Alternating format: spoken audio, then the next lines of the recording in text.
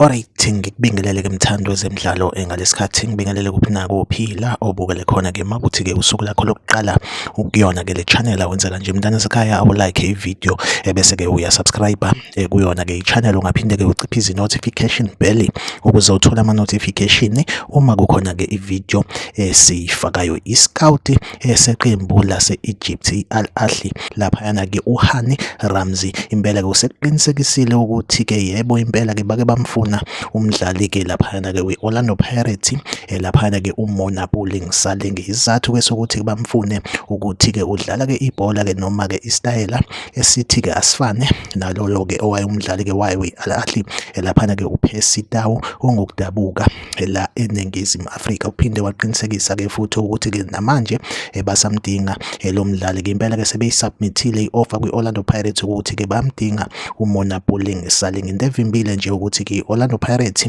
ivume ukuthi-ke i-terminate i-contract yakhe laphayana-ke uMona Pulling Saling. Kwazise-ke naye-ke uJose Riveros impela-ke useyitshelile-ke i-management yayo-ke i-Al Ahly ukuthi-ke ayizame ngakho konke okusemandleni ukuthola-ke uMona Pulling Saling. Impela-ke singakulindela ukuthi-ke uMona Pulling Saling i-Orlando Pirates mayivuma ukuterminate i-contract yakhe simbone-ke egijima-ke kulona-ke iqembu layo-ke laphana-ke i-Al Ahly-ke. Iyona update engiyiphethe-ke njengamanje. Like ivideo usubscribe kuyona-ke i-channel. Mina nawe asihlangabezane kwivideo elandelayo.